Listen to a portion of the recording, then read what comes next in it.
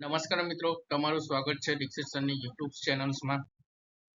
તો મિત્રો, આજે અહીં આપણે તમામ મોસ્ટ ઇમ્પોર્ટન્ટ ક્વેશ્ચન જે ફૂડ સેફ્ટી ઓફિસરની એક્ઝામમાં પૂછાય તેવા ક્વેશ્ચન્સ આપણે જોવાના છે. તો મિત્રો, વિડીયો છેલ્લે સુધી જોજો અને જો વિડીયો તમને સારો લાગે તો ચેનલ્સને લાઇક્સ અને સબસ્ક્રાઇબ કરજો અને તમે કોમેન્ટ્સમાં નાઇસ સર પણ લખી શકો છો. ચાલો સ્ટાર્ટ કરીએ. પ્રશ્ન 1, FSS એક્ટ 2006 નું સંપૂર્ણ નામ શું છે? Option A food supply and standard act 2006, option B food safety and standard act 2006, option C food service and safety act 2006, option D food standard and safety act 2006. તો મિત્રો, આ ક્વેશ્ચન એક્ઝામમાં ઘણીવાર પૂછાઈ ચૂક્યો છે અને એક્ઝામમાં 100% આવવાની શક્યતા છે. તો મિત્રો, રાઈટ આન્સર શું આવશે? Option B food safety and standard act 2006. કઈ રીતે આવે છે આપણે વિશેષ સમજૂતીમાં મિત્રો જોઈએ છે. સૂત્રનો રાઈટ આન્સર શું આવે છે? Option B food safety and standard act 2006. તો મિત્રો, આ અધિનિયમ 2006 નો 34મો નંબર છે અને 23 ઓગસ્ટ 2006 ના રોજ પસાર થયો હતો. FSS એટલે શું મિત્રો? Food safety and standards. Next question આપણે જોઈએ છે, FSS એક્ટ 2006 નો સંપૂર્ણ વિસ્તાર ક્યાં સુધી લાગુ પડે છે? ઓપ્શન એ માત્ર ગુજરાત રાજ્ય, ઓપ્શન બી માત્ર મહારાષ્ટ્ર રાજ્ય, ઓપ્શન સી સમગ્ર ભારત દેશ, ઓપ્શન ડી માત્ર કેન્દ્ર શાસિત પ્રદેશો. તો મિત્રો, આ ક્વેશ્ચન પણ એક્ઝામમાં ઘણીવાર પૂછાઈ ચૂક્યો છે. તો આ સાવ ઇઝી ક્વેશ્ચન છે. તો મિત્રોનો રાઈટ આન્સર શું આવશે? ઓપ્શન સી સમગ્ર ભારત દેશ. કઈ રીતે આવે છે આપણે જોઈએ છે મિત્રો વિશેષ સમજૂતીમાં. તો કલમ 1(2) મુજબ FSS એક્ટ સમગ્ર ભારત દેશમાં લાગુ પડે છે. નેક્સ્ટ ક્વેશ્ચન મિત્રો આપણે જોઈએ છે, FSS એક્ટ કઈ તારીખે પસાર કરવામાં આવ્યો છે? Option A 23 August 2006, option B 24 August 2006, option D 29 December 1949, option D 1 May 1960. તો મિત્રો, આ ક્વેશ્ચન પણ એક્ઝામમાં આવવાની ખૂબ 100% શક્યતા છે. તો મિત્રો, રાઈટ આન્સર શું આવશે? આપણે આગળની કલમમાં જોઈએ તો મિત્રો, રાઈટ આન્સર શું આવે છે? Option A 23 August 2006. કઈ રીતે આવે છે આપણે વિશેષ સમજૂતીમાં જોઈએ તો મિત્રો, FSS એક્ટ ને 23 ઓગસ્ટ 2006 ના રોજ રાષ્ટ્રપતિની સંમતિ મળી હતી. આ અધિનિયમ 2006 નો 34મો નંબર છે. નેક્સ્ટ ક્વેશ્ચન, FSS એક્ટ મુજબ ખોરાકની વ્યાખ્યા કઈ કલમમાં આપેલી છે? ઓપ્શન એ કલમ 3J, ઓપ્શન બી કલમ 3Q, ઓપ્શન સી કલમ 3N, ઓપ્શન ડી કલમ 3T. તો મિત્રો, આ ક્વેશ્ચન એક્ઝામની દ્રષ્ટિએ ખૂબ IMPs છે. આમાંથી 100% 2 કે 3 ક્વેશ્ચન આવવાની શક્યતા રહે છે. કઈ કલમ્સમાં આવશે મિત્રો? રાઈટ આન્સર આપજો. તો રાઈટ આન્સર શું આવશે? કલમ 3J. તો મિત્રો, કલમ 3J એ ખૂબ IMP છે એક્ઝામની દ્રષ્ટિએ અને એમાંથી 100% 1 યા 2 ક્વેશ્ચન આવશે ને આવશે જ ફૂડ સેફ્ટી ઓફિસરમાં એક્ઝામમાં. તો 100% તમે આ કલમ મોડે કરી દેજો. તો કઈ રીતે આવે છે આપણે જોઈએ છે.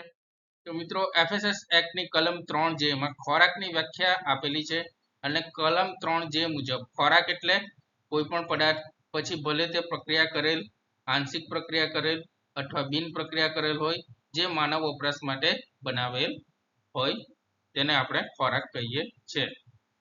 નેક્સ્ટ ક્વેશ્ચન આપણે જોઈએ છે મિત્રો, ખોરાકની વ્યાખ્યામાં નીચેનામાંથી શું સામેલ છે? તો મિત્રો, આ બીજો ક્વેશ્ચન છે ખોરાકની વ્યાખ્યાને રિલેટેડ. તો ખોરાકની વ્યાખ્યા તમે ખાસ મોડે કરી લેજો.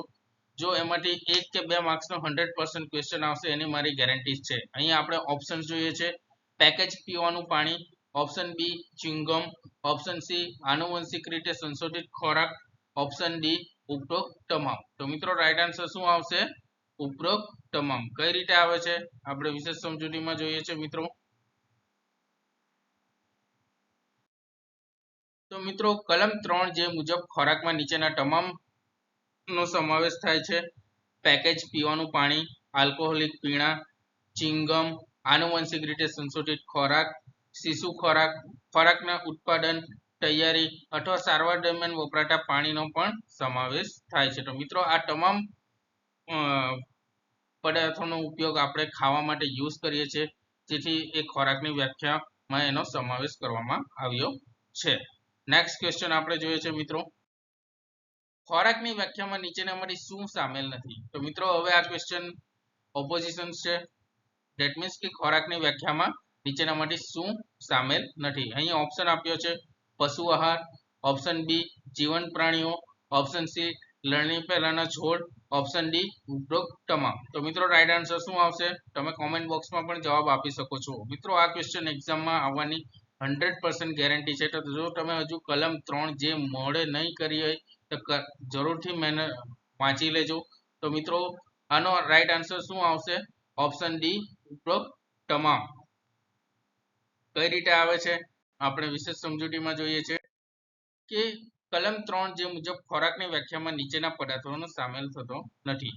પહેલું પશુ આહાર, સેકન્ડ જીવંત પ્રાણીઓ, થર્ડ લણણી પહેલાના છોડ, ફોર્થ દવાઓ અને ઔષધિ ઉત્પાદનો, નેક્સ્ટ સૌંદર્ય પ્રસાધનો, નેક્સ્ટ માદક દ્રવ્ય અને સાયકોટ્રોપિક પદાર્થો. તો મિત્રો આ તમામ વસ્તુઓનો ખોરાકની વ્યાખ્યામાં સમાવેલ નથી. જે પ્રાણીઓના ખોરાક ધેટ મીન્સ પશુ આહાર, જીવંત પ્રાણીઓ, લણણી પહેલાના છોડ, દવાઓ અને ઔષધિ ઉત્પાદનો, સૌંદર્ય પ્રસાધનો, માદક દ્રવ્ય અને સાયકોટ્રોપિક પદાર્થનો ખોરાકની વ્યાખ્યામાં સમાવેશ થતો નથી. નેક્સ્ટ ક્વેશ્ચન આપણે જોઈએ છે ખોરાકની વ્યાખ્યામાં નીચેનામાંથી શું સામેલ નથી? આપણે આગળની સ્લાઇડમાં જ જોઈ ગયા છે. તો અહીં ઓપ્શન આપ્યા છે દવાઓ, સૌંદર્ય પ્રસાધનો, માદક દ્રવ્યો અને લાસ્ટ ઓપ્શન ઉપરોક્ત તમામ. તો મિત્રો રાઈટ આન્સર શું આવશે? ઉપરોક્ત તમામ. જે આપણે કલમ 3 જેની વ્યાખ્યામાં જોઈ ગયા છે કે દવાઓ, સૌંદર્ય પ્રસાધનો અને માદક દ્રવ્યનો ખોરાકની વ્યાખ્યામાં સમાવેશ થતો નથી. તો મિત્રો અહીં એ જ આપ્યું છે કલમ 3 જે સ્પષ્ટ જણાવે છે કે દવાઓ, સૌંદર્ય પ્રસાધનો, માદક દ્રવ્યો અને સાયકોટ્રોપિક પદાર્થો ખોરાકની વ્યાખ્યામાં સામેલ નથી. આ પદાર્થો અન્ય અધિનિયમ હેઠળ નિયંત્રિત થાય છે. ઉદાહરણ તરીકે દવાઓ, ડ્રગ્સ એન્ડ દવાઓ એ કયા અધિનિયમ હેઠળ કંટ્રોલ થાય છે? ધેટ મીન્સ નિયંત્રિત થાય છે. ડ્રગ્સ એન્ડ કોસ્મેટિક એક્ટ 1940 હેઠળ નિયંત્રિત થાય છે. ફૂડ સેફ્ટી ઓફિસરની ફરજો ફક્ત ખોરાક સુધીની મર્યાદિત છે, તેથી આ પદાર્થો સુધી નહીં. નેક્સ્ટ ક્વેશ્ચન આપણે જોઈએ છે મિત્રો કેન્દ્ર સરકાર કઈ રીતે કોઈ પણ લેખને ખોરાક તરીકે જાહેર કરી શકે છે? ઓપ્શન એ સત્તાવાર ગેઝેટમાં સૂચના દ્વારા, ઓપ્શન બી અખબારમાં જાહેરાત દ્વારા, ઓપ્શન સી ટીવી પર પ્રસારણ દ્વારા, ઓપ્શન ડી રેડિયો પર ઘોષણા દ્વારા. તો મિત્રો આ ક્વેશ્ચન પણ 100% ક્વેશ્ચન ફૂડ સેફ્ટી ઓફિસરની એક્ઝામમાં આવવાની શક્યતા છે અને ઘણીવાર આવી પણ ચૂક્યો છે. તો મિત્રો રાઈટ આન્સર શું આવશે? ફટાફટ કોમેન્ટ્સ કરો. તો મિત્રો રાઈટ આન્સર શું આવશે? ઓપ્શન એ સત્તાવાર ગેઝેટમાં સૂચના દ્વારા. કઈ રીતે આવે છે આપણે વિશેષ સમજૂતીમાં મિત્રો જોઈએ છે. તો કલમ 3 જેના પ્રોવિઝન મુજબ કેન્દ્ર સરકાર સત્તાવાર ગેઝેટમાં સૂચના દ્વારા કોઈ પણ અન્ય લેખને તેના ઉપયોગ, પ્રકૃતિ, પદાર્થ અથવા ગુણવત્તાના સંદર્ભમાં ખોરાક તરીકે જાહેર કરી શકે છે. આ સત્તા કેન્દ્ર સરકારને એટલા માટે આપવામાં આવી છે જેથી જરૂર પડે નવા ખાદ્ય પદાર્થોને અધિનિયમના ક્ષેત્રમાં લાવી શકાય. નેક્સ્ટ ક્વેશ્ચન આપણે જોઈએ છે મિત્રો FSS એક્ટ મુજબ ખાદ્ય સુરક્ષા ધેટ મીન્સ ફૂડ સેફ્ટીની વ્યાખ્યા કઈ કલમમાં આપવામાં આવી છે? તો મિત્રો આ ક્વેશ્ચન પણ એક્ઝામમાં ખૂબ IMPs છે.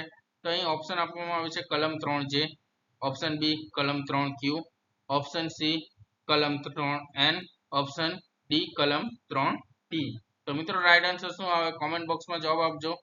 તો મિત્રો રાઈટ આન્સર શું આવશે? કલમ 3Q. કઈ રીતે આવે છે આપણે વિશેષ સમજૂતીમાં જોઈએ. તો મિત્રો કલમ 3Q મુજબ ખાદ્ય સુરક્ષા એટલે માત્ર ખોરાક સલામત જ છે તેની ખાતરી નથી આપતું, પરંતુ તે તેના હેતુપૂર્વક ઉપયોગ માટે યોગ્ય છે તેની પણ ખાતરી આપે છે.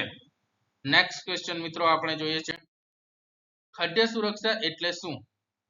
તો મિત્રો ઓપ્શન એ ખોરાક સ્વાદિષ્ટ છે તેની ખાતરી, ઓપ્શન બી ખોરાક માનવ વપરાશ માટે સ્વીકાર્ય છે તેની ખાતરી, ઓપ્શન સી ખોરાક સસ્તો છે તેની ખાતરી, ઓપ્શન ડી ખોરાક સુંદર છે તેની ખાતરી. તો મિત્રો અહીં સાવ ઈઝી ક્વેશ્ચન છે, આપણે આગળની કોલમ્સમાં જોઈ ચૂક્યા છે.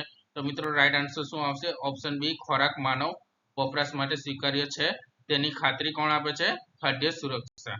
કઈ રીતે આપે છે આપણે જોઈએ છે વિશેષ સમજૂતીમાં. તો મિત્રો ખાદ્ય સુરક્ષા એટલે ખાદ્ય પદાર્થો તેમના હેતુપૂર્વકના ઉપયોગ અનુસાર સ્વીકાર્ય છે કે નહીં તેની ખાતરી આપે છે અને આમાં ખોરાકમાં કોઈ હાનિકારક પદાર્થો ન હોવા જોઈએ, તે યોગ્ય રીતે પ્રક્રિયા કરેલ હોવો જોઈએ અને તેના લેબલ પર આપેલી માહિતી પણ સાચી હોવી જોઈએ. તો મિત્રો આ બધી બાબતો ખાદ્ય સુરક્ષામાં નોંધવામાં આવે છે કે ખોરાક યોગ્ય રીતે પ્રક્રિયા કરેલો છે કે નહીં, કે લેબલ પર આપેલી માહિતી સાચી છે કે નહીં.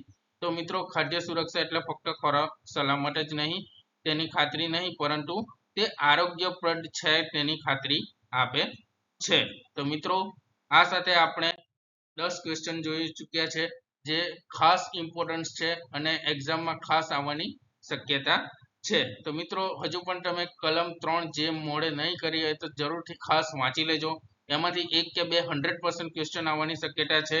અને જો તમને આ વિડીયો સારો લાગ્યો હોય તો તમે કોમેન્ટ્સમાં નાઇસ સર લખી શકો છો. અને તમે આવા જ વિડીયો આગળ જોઈતા હોય પરીક્ષા માટે, ક્વિક રિવિઝન માટે, તો તમે ચેનલ્સને જરૂરથી સબસ્ક્રાઇબ કરી દેજો.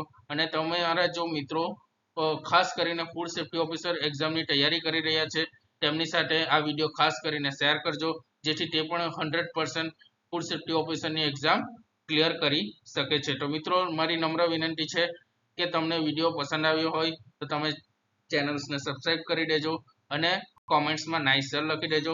આ સાથે હું રજા લઉં છું. ધન્યવાદ. Thank you.